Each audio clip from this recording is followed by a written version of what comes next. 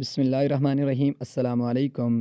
وفاق المدارس العربیہ پاکستان کے امتحانات ختم ہو چکے ہیں اور طلبہ کو اب بے چینی سے رزلٹ کا انتظار ہوتا ہے۔ تو رزلٹ کب تک آتا ہے، اس کی متوقع تاریخ میں انشاءاللہ العزیز آپ کو اس ویڈیو میں بتانے جا رہا ہوں۔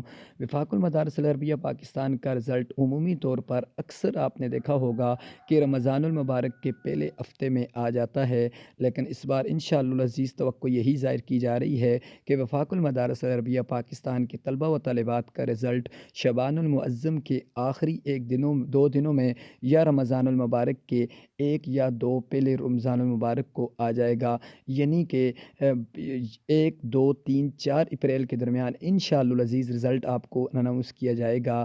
تو فرینڈ، جیسے ہی پرچوں کی مارکنگ کا سلسلہ شروع ہوگا اور مارکنگ ختم ہوگی، اس کے بعد جو بھی وفاق المدارس العربیہ پاکستان کی طرف سے اس طرح کی نیوز آئے گی رزلٹ کے حوالے سے، تو آپ بھائیوں تک ضرور شیئر کی جائے گی۔ اور رزلٹ کیسے دیکھنا ہے اور سب سے پہلے آپ رزلٹ کیسے دیکھ سکتے ہیں، جیسے ہی اناؤنس کیا جائے گا تو انشاءاللہ آپ بھائیوں کو یہ ڈیٹیل تمام اگلی ویڈیو میں بتائی جائے گی۔ ویڈیو کو لائک کر کے چینل کو سبسکرائب کر دیں۔ جزاک اللہ خیر۔